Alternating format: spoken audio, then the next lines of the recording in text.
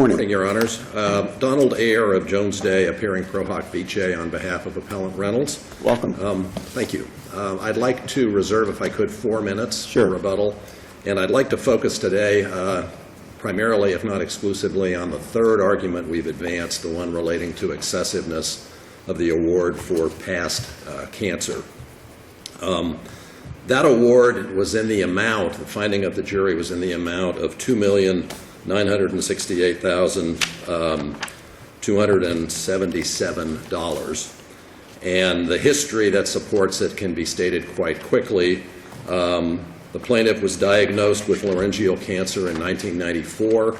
The tumor was removed. She was treated for less than 2 months with radiation, and the effect of that treatment was to cure the cancer. She was monitored for a period of time, less frequently as time passed, and it's agreed in the testimony without dispute that after 5 years, without a recurrence, she was deemed cured. There has been no recurrence since. We would submit that on the basis of that, the award was too large. Now, it's important to note that the trial court here, because of the past cure, the cure after 5 years, the trial court entered a directed verdict that foreclosed the possibility of any future damages for that cancer. Future damages, his order applied to the period after trial. So the interrogatory verdict says past damages, and that's all that's considered. Correct, Your Honor. But you're looked at under the shock the conscience standard, aren't you? Correct. And essentially the point, I guess, that I want to make is that the judge's order with regard to no future damages essentially rested on the logic, and the governing holding, I think, is this court's decision in Roy, W-R-O-Y, which we cite in our brief, which was a case that indicated in the absence of probability of recurrence, in that instance, all damages in that case, which were only future damages, were foreclosed, and the court upheld the order of summary judgment. Didn't Ms. Reese lose her salivary glands? That was in the record. And she lost, for a time, her sense of taste? That was stated in the record as well. And the valuation of these non-economic damages would seem to be the hardest well, Your Honor, I agree with the point Your Honor makes. However, on these facts, I think we can get a pretty clear picture of what occurred. And I would focus first on the fact that counsel for the plaintiff in closing argument, argued that there was no guarantee that the cancer would not recur. And we objected at that time, and the court overruled our objection. And that guarantee point, which of course is saying, in effect, there needn't be a probability in order to award damages. There was no guarantee that it might not reoccur, and thus they argued the risk and fear of a reoccurrence. And they also linked that guarantee point, to which we did object, to a formula, and the formula to which we did not object essentially looked at a period of time, which was the 17 years, a certain number of days, arguing that she should be compensated at a rate of 16 hours a day at the salary of a good waitress, which she had formerly been. Chalk talks are probably one of the many reasons the jury's instructed to that what the lawyers say is not evidence. That's right. You know. That's right. I think that's what that boils down to. The chalk talk is the chalk talk. But what's very interesting here, and what I think is very important, and what I think is inconsistent with this court's ruling in Roy, is that the jury tracked almost to the penny, and I'll tell you exactly how far off they were, the formula that was offered, which was a formula that suggested awarding damages for the period not just until she was cured, which was the situation in Roy. She had been cured. There was no probability of a recurrence, so the court said summary judgment, no damages after that. In this case, they asked for 17 years of damages, even though no dispute she was cured after 5 years, and the formula was 6,168 days times between $20 and $40 an hour, which produced At $30 an hour, it produced an award of $2,960,640. The jury awarded $9,968,277, just $7,637 more than exactly what they ordered. I think, Your Honor, that we know that the jury here followed that logic. I think we know that the jury effectively awarded damages for the period from the cure point, which under Roy is the end of the damages for non-economic damages, and that amount of money under the standard that Florida Statute 768.743 sets out clearly was inappropriate. And specifically addressing Your Honor's point, there are 5 different factors in that standard to talk about. One is, does it appear the jury either ignored evidence or misconceived evidence? Well, under Roy, we would submit they misconceived the evidence. Did the jury consider improper elements? Yes, they considered the time period after the cure. Does the amount of damages bear reasonable relation to the evidence? No, because you're not supposed to pay damages for the period of speculative harm and risk when it's not shown under Roy that it's probable that the recurrence will occur. So what's the value of losing your salivary glands?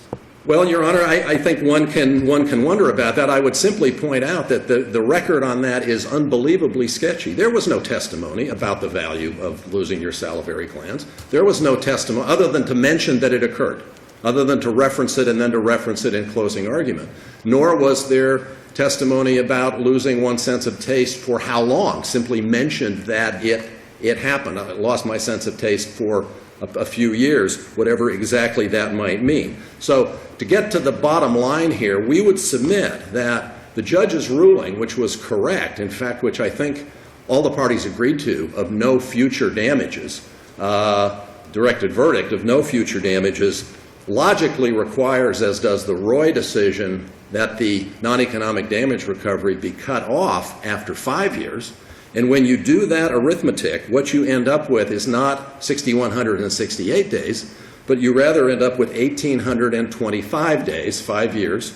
And if you take the same hourly rate, let's take the $30 hourly rate that the jury appears pretty clearly to have followed, you end up, instead of 2.968, et cetera, million, you end up with 876,000. So you'd like that as a remittiture of some kind, but you also have a jury that found the plaintiff 70% comparatively negligent and denied any award of punitive damages. So how can we say that that is a jury that disregarded well, Your Honor, I think before them? you can get to the proportionate blame or proportionate responsibility is a separate issue from the harm from... But we're focused on the question of, do we have a runaway jury? That's, really Well, where Your Honor, this body of law is developed. Do we have someone who's disregarding the instructions and focusing incorrectly? And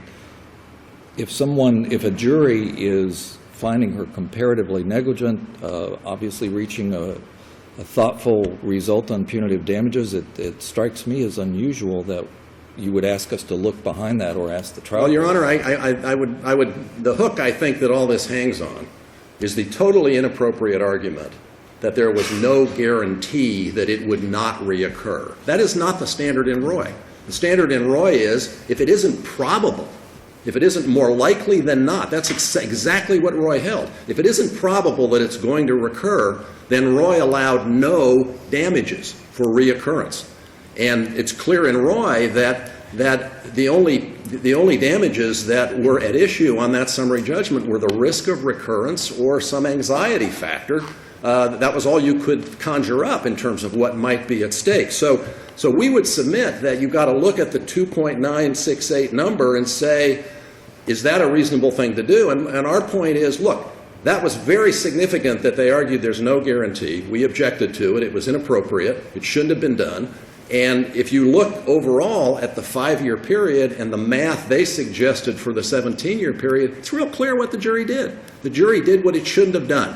The jury awarded damages for the speculative period. In closing, I would just say that In our remitted motion, we requested a remitted to 175,200, which is that's the bottom line number, and effectively what that amounts to is 30% of a number that relies on a $20 hourly rate, and we would submit that either that number as and this is after multiplying by 0.3, either that number or a number that takes the $30 rate. Which is the rate the jury apparently used in the middle of the range that was suggested, would be a perfectly acceptable remitted number. That would be $262,800 after remittance. It's 876 times 30%. And we would submit that a remitted that reflects that calculation, effectively what it would do would be to reduce the total award, which includes the COPD award, which we are not challenging. Total award was $1,065,000 and a little more. We would submit it should be reduced to $437,700, and that's essentially the result of the arithmetic I've suggested. Thank you, counsel. Thank you, Your Honor.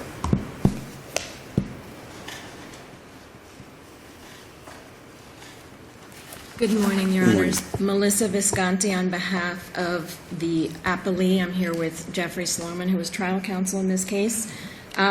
Since appellant went directly to the damages issue, I'll go directly to the damages issue if the court so pleases.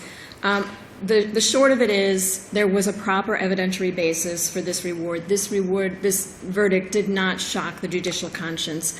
This was not, as you put it, Judge Suarez, a runaway jury. It was a $2.9 million verdict insofar as just the throat cancer was concerned. And what's being ignored here is it wasn't just that she lost her salivary glands, which who knows how much that is something for a jury to decide. How much is that worth? We can't make that decision for them. It wasn't just that she couldn't taste for several years. It was also knowing for 5 years that she had a 9 out of 10 chance of reoccurrence. That is what her doctors told her. Nobody rebuts that or contradicts that. A 9 out of 10 chance that this cancer was going to come back and she was going to have her voice box removed.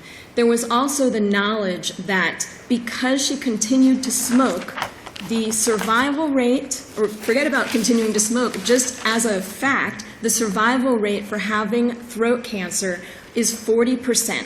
So she knew that she had a 40% survival rate during that first 5 years. Then she goes on for the next 12 years after that 5-year cure period that they're so focused on. So 17 years. She cannot quit. She knows that because she cannot quit, there is a very real likelihood that this cancer is going to come back. That is not speculative. Why don't you discuss the counsel's assertion that the argument that there's no guarantee of no recurrence is what led to the higher verdict? Right. They're focusing on during the rebuttal close, there was one statement by plaintiff's counsel that said there's no guarantee. Now, if you read that in context, and this is on page 3114 of the transcript, she suffered from that laryngeal cancer all through the diagnosis, all through the treatment, all through the worry about, is this going to come back? There is no guarantee. No one can give her that guarantee. But he goes on to say, and that's when he's talking about the laryngeal cancer, he goes on to say, this COPD, she's got future worry because she has this. She has had it, she's suffered, and by the mortality tables, and he goes into her future damages are regarding the COPD. He was talking about past damages for the laryngeal cancer, and he said it. She is cured now. That was very consistent with all of the formulas. The original closing, the initial closing, had a formula that focused 17 years. That was the period up till the date of trial.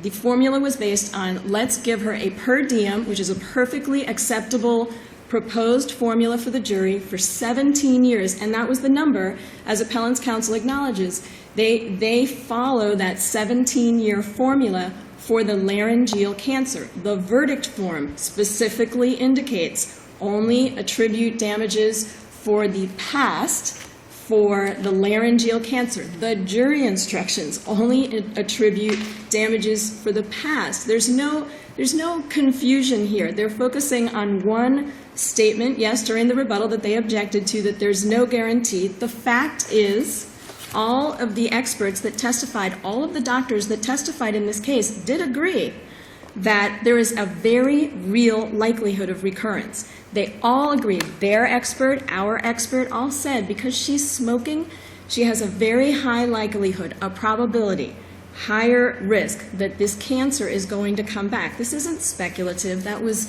very real, and that was her knowledge that she was suffering with for 17 years. So this focus on there is no guarantee, well, the fact is, for those 17 years, there was no guarantee that it wasn't going to come back. That was very real.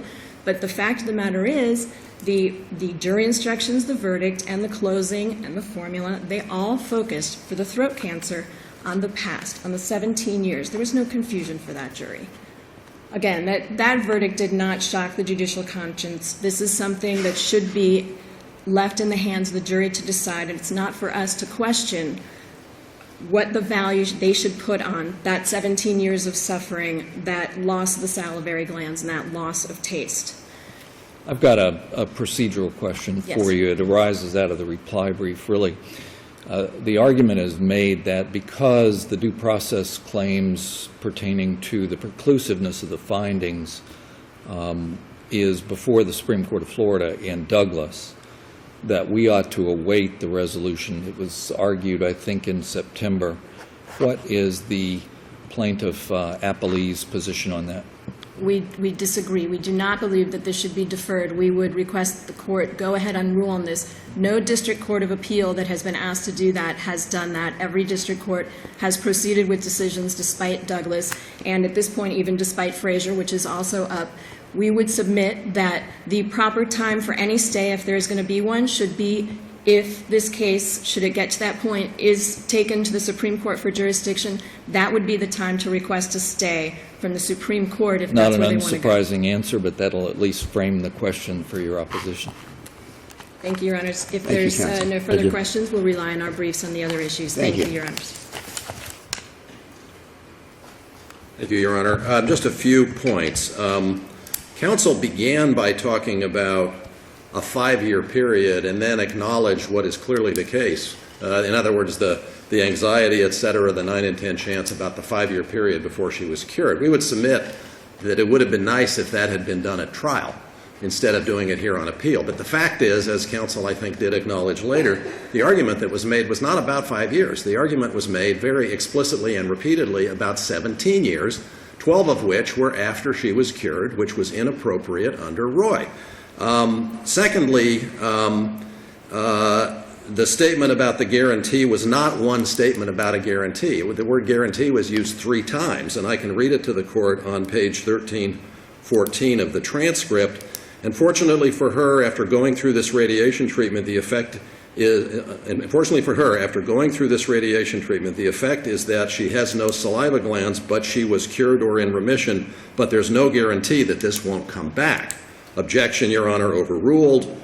Mr. Kaiser, again, there's no guarantee. No one can give her that guarantee. She is cured now and she is still smoking. She's addicted, but there is no guarantee. So you have it said 4 times. And I would submit that that was a direct appeal to a sense of anxiety.